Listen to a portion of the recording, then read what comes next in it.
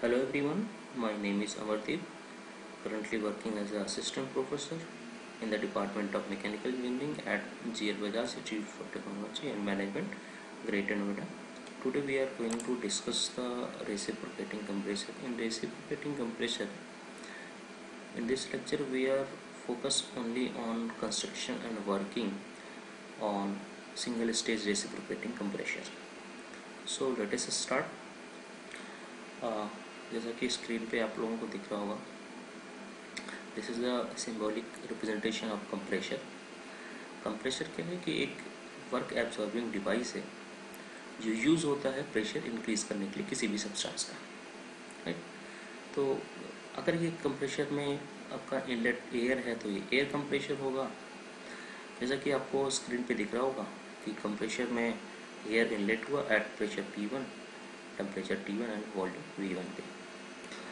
Work consuming device है, इसलिए W on the system, या आप कह सकते हैं कि W वर्क कंज्यूम किया कंप्रेशर में कंप्रेस करने के लिए इस एयर को, और कंप्रेस करके इसका P1 जो है P2 में चेंज हो गया। सो P2 जो होगा वो ग्रेटर देन P1 होगा, क्योंकि ये कंप्रेशर है तो प्रेशर इंक्रीज होगा, राइट। और इस जो हमें Q यहाँ दिख रहा होगा आपको, इसका हीट ट्रांसफ़र, अगर कंप्रेशर मेरा इंसुलेटेड है तो हीट ट्रांसफ़र क्या होगा, ज़ीरो होगा।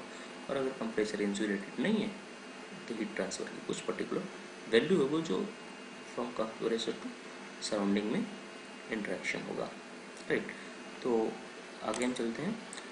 This is the construction of single stage reciprocating compression. तो कंस्ट्रक्शन में सबसे पहले हम देखते हैं कि क्या क्या कंपोनेंट लगे हुए हैं। तो सबसे टॉप पे आपको दिख रहा होगा, this is the air filter, क्योंकि एयर कंप्रेशर है तो एयर हम इसमें इनलेट करा रहे हैं। अब एयर फिल्टर का काम क्या होता है कि जो एयर हम सराउंडिंग से ले रहे हैं उसकी इम्प्योरिटीज़ को यहाँ फिल्टर हम कर लेते हैं। तो फ्रेश एयर को हम, क्लीन एयर को इंसर्ट कराते हैं इनलेट वाल्व के थ्रू। ये दो वाल्व लगे हैं आपका, एक इनलेट वाल्व है, एक आउटलेट वाल्व है। दोनों ही स्प्रिंग लोडेड वाल्व होते हैं। ऊपर ये हैचिंग लाइन से आपको दिख रहा है, दिस इज द पिस्टन, ये सिलेंडर है आपका, सिलेंडर, और ये कनेक्टिंग रॉड कनेक्ट होता है क्रैंक से, और क्रैंक को रोटेट करता है मोटर। और इस आउटलेट वाल्व पे एक लगा हुआ, that is a pressure vessel, ठीक है। सो जो मोटर लगा है उसका काम ये होता है कि वो रोटरी पावर प्रोवाइड करता है क्रैंक को। और क्रैंक जो है, इस रोटरी पावर को, क्रैंक क्योंकि कनेक्टेड है पिस्टन से, तो क्रैंक क्या करता है, रोटरी मोशन को फिर से रेसिप्रोकेटिंग मोशन में कन्वर्ट कर देता है with the help of connecting rod and piston, ठीक है। तो इसकी हेल्प से हम क्या करते हैं कि प्रेशर इंक्रीज करते हैं। जैसे एयर आया एट पर्टिकुलर प्रेशर पे, हम कंप्रेस करेंगे इस कंप्रेशर की हेल्प से और उसका प्रेशर इंक्रीज हो जाएगा, और जो इंक्रीज प्रेशर होगा एयर का वो हम प्रेशर वेसल में कलेक्ट कर लेंगे।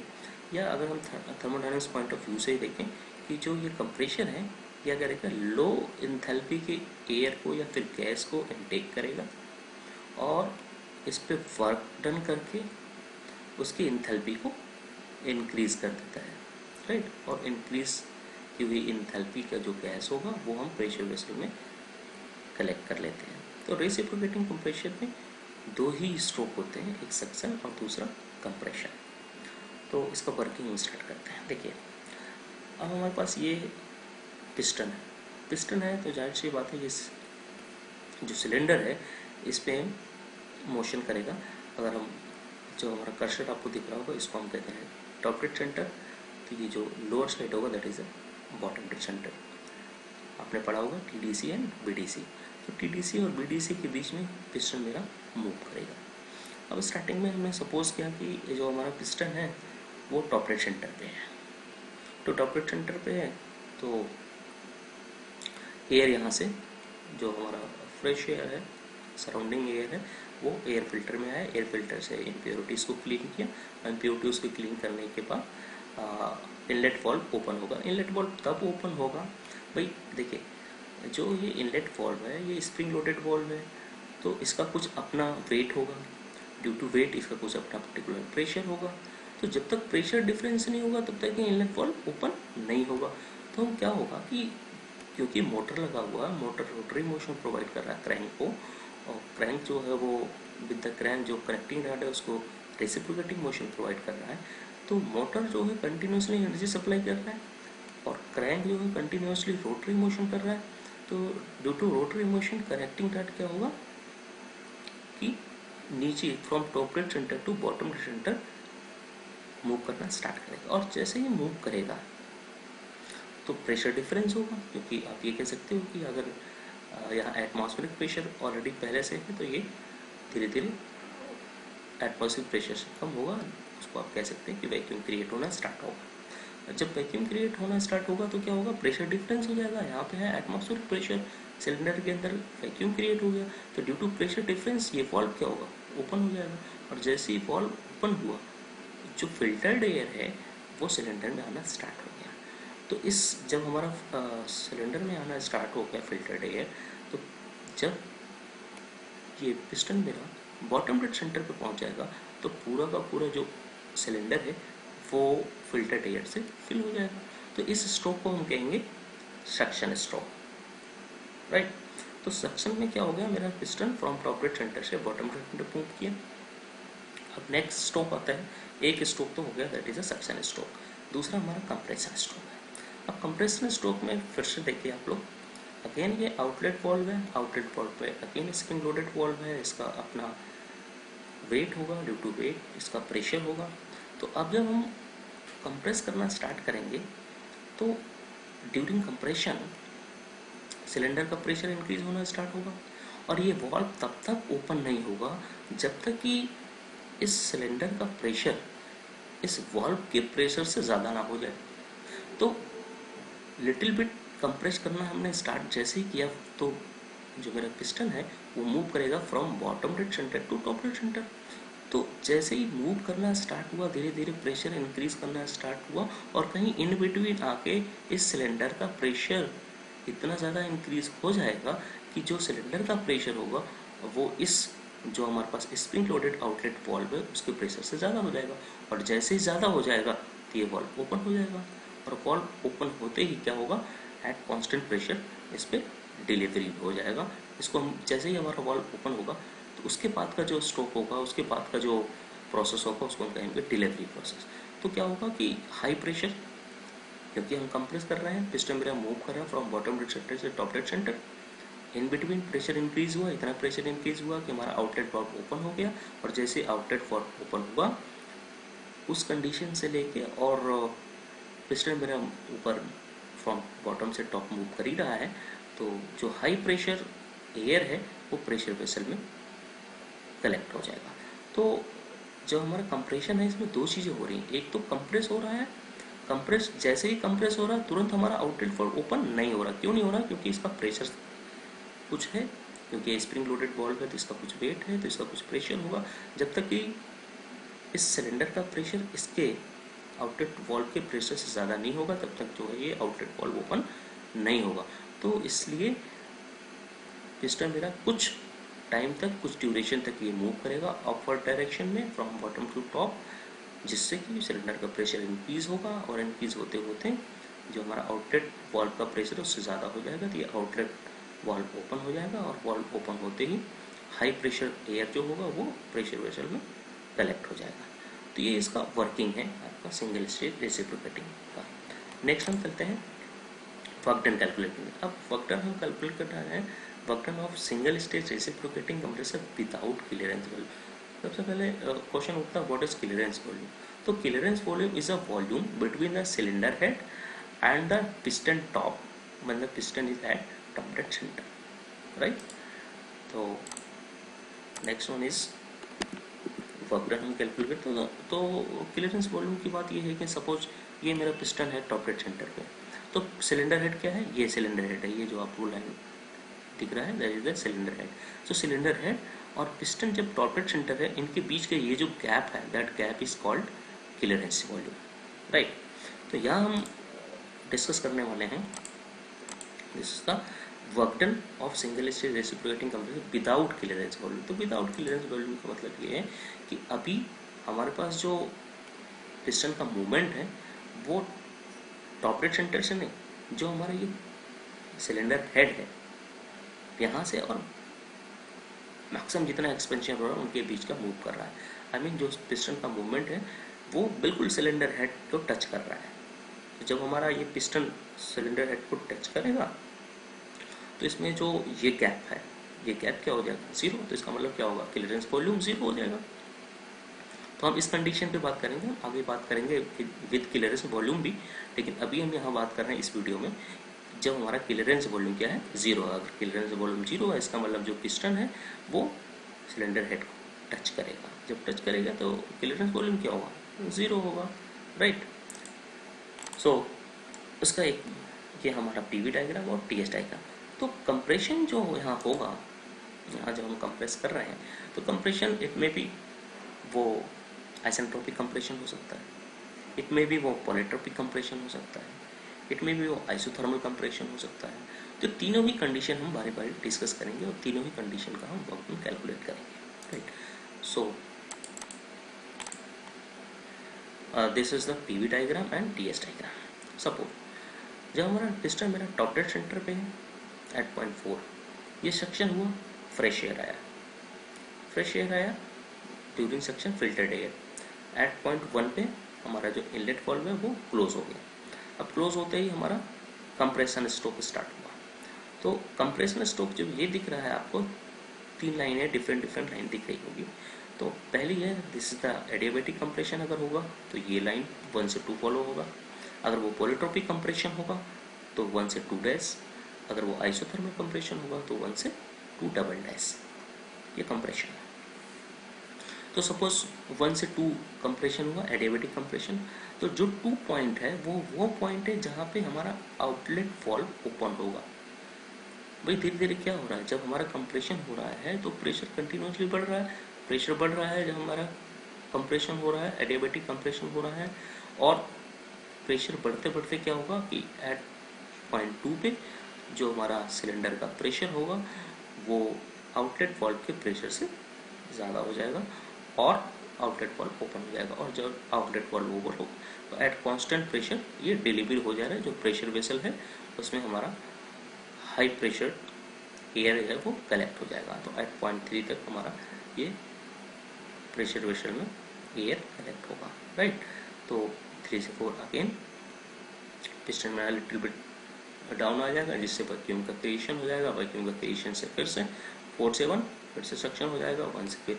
तो कंटिन्यूसली ये प्रोसेस रिपीट होता जाएगा। वो इट में भी कि वो एडियाबैटिक होगा या वो पॉलीट्रोपिक होगा या फिर वो आइसोथर्मल होगा। ये हम जब वर्क डन कैलकुलेट करेंगे तो डिफरेंट केसेस देखेंगे। उसी का टीएस डायग्राम का रिप्रेजेंटेशन।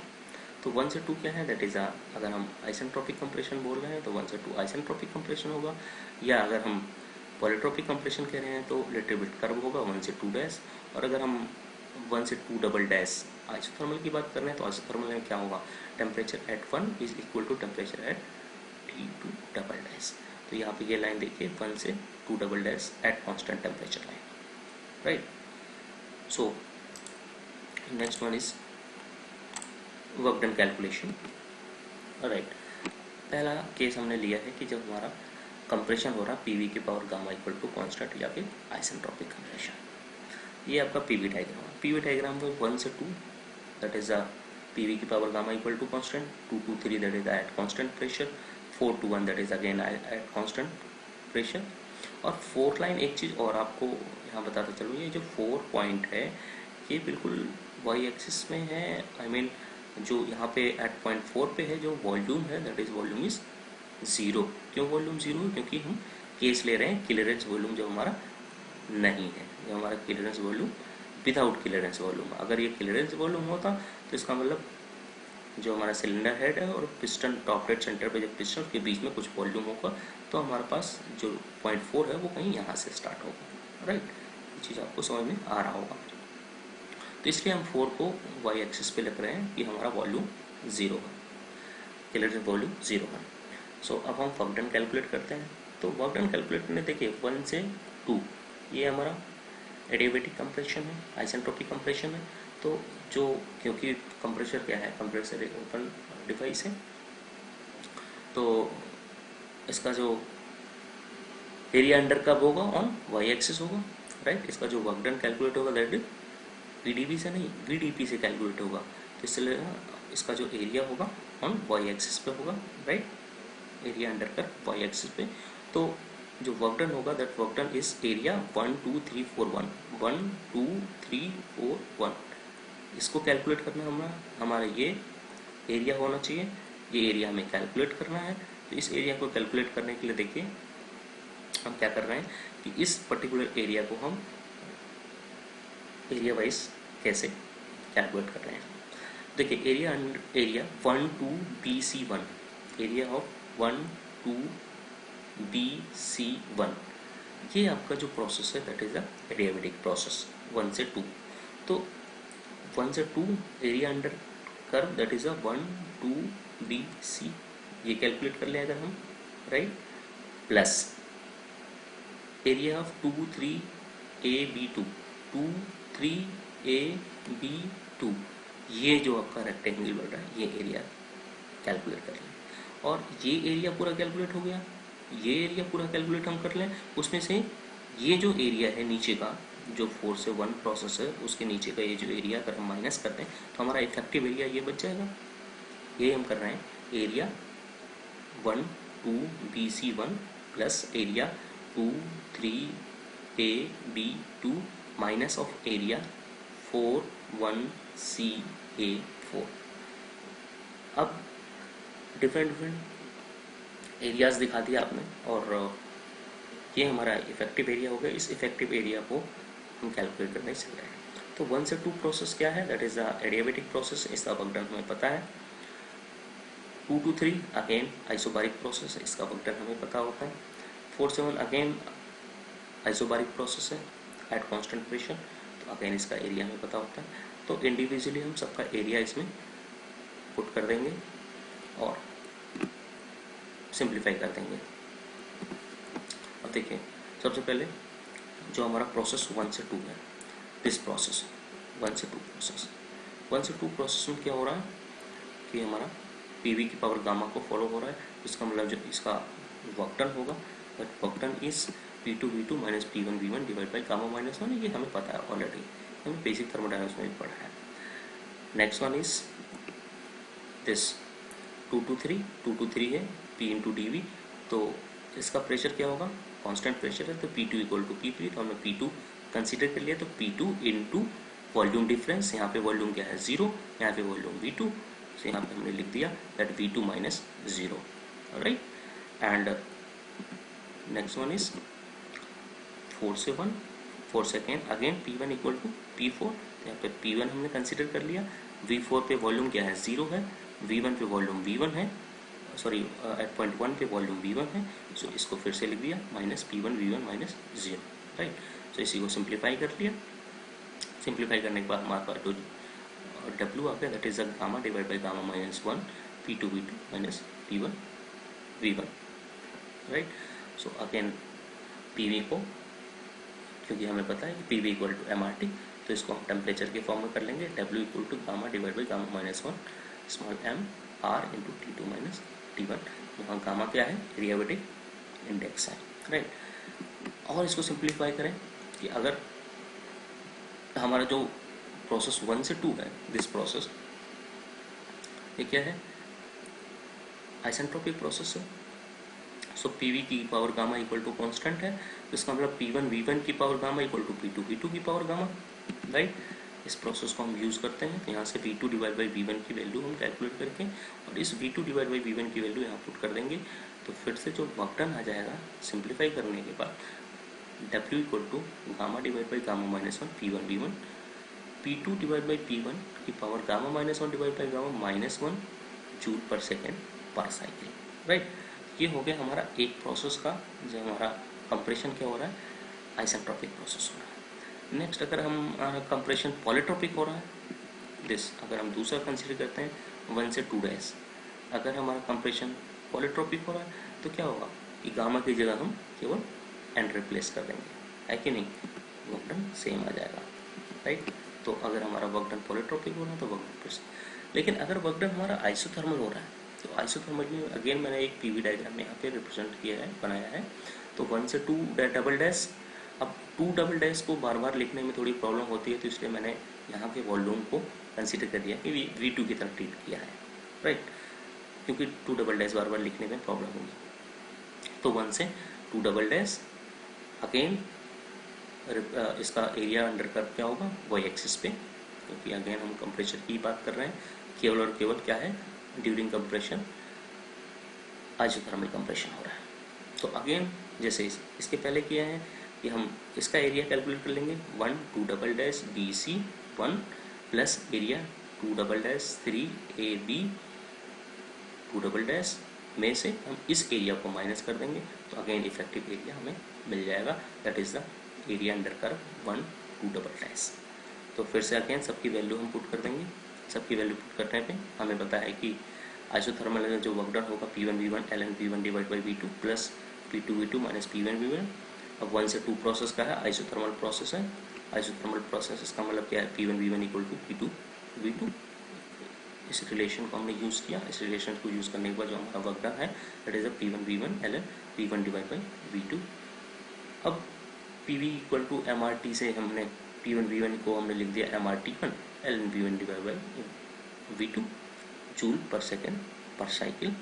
ये हमारा वर्क डन हुआ तीनों कंडीशन में, चाहे वो आइसोथर्मल हो, चाहे वो पॉलीट्रॉपिक हो, चाहे वो एडियाबैटिक हो, तीनों ही कंडीशन में वर्क डन हमने कैलकुलेट कर लिया। कब, जब हमारा क्लियरेंस वॉल्यूम 0 है। फिर से मैं एक बार एक्सप्लेन करता हूँ, क्लियरेंस वॉल्यूम 0 का मतलब आपको पीवी डायग्राम पे दिख रहा होगा कि ये जो वॉल्यूम है एट पॉइंट 4, ये वॉल्यूम क्या है, V equal to 0, right. Otherwise जो 4 होता, राइट, तो कहीं ना कहीं यहाँ पॉइंट होता, उसका कुछ क्लियरेंस वॉल्यूम होता, I mean volume between cylinder head and piston, when piston is eight top dead centre, दोनों के बीच में कुछ वॉल्यूम होता है। लेकिन इस कंडीशन में क्या हो रहा है कि जो मेरा पिस्टन है वो आपके सिलेंडर हेड टच कर रहा है, टच करेगा तो जाहिर सी बात है कि क्लियरेंस वॉल्यूम 0 होगा। ये देखिए, ये जो हमारे पास पिस्टन है ये पूरा इसको टच कर रहा है, ये सिलेंडर हेड को टच कर रहा है, तो यहाँ पे वॉल्यूम क्या होगा, 0 होगा। तो वॉल्यूम क्या है, वॉल्यूम ये है इन बिटवीन सिलेंडर हेड और पिस्टन के बीच का जो गैप है उसी को हम क्लियरेंस वॉल्यूम कर रहे हैं। और अगर ये पिस्टन मेरा इसको टच करेगा तो गैप क्या होगा, 0 गैप होगा। 0 गैप होगा तो इसका मतलब क्या होगा, ये वॉल्यूम 0 होगा। और जब वॉल्यूम 0 रिप्रेजेंट करना होगा तो क्या होगा कि ये हमारे पास वॉल्यूम वाली लाइन है। अगर वॉल्यूम 0 है तो पॉइंट यहाँ होगा, और अगर कुछ वॉल्यूम है, आई मीन क्लियरेंस वॉल्यूम की अगर हम बात करें तो पॉइंट यहाँ हो सकता है, यहाँ हो सकता है, यहाँ हो सकता है, मीन इस एक्सिस के बारे में कहीं भी हो सकता है, राइट। तो नेक्स्ट वीडियो में हम विद क्लियरेंस वॉल्यूम हम वर्क डन कैलकुलेट करेंगे। तो आई थिंक आपको समझ में आ गया होगा। कहीं भी कोई भी डाउट होता है तो आप मुझे मेल करें या फिर यूट्यूब के कमेंट बॉक्स में कमेंट कर दें, मैं उसका रिप्लाई जल्द से जल्द दे दूंगा। Thank you so much.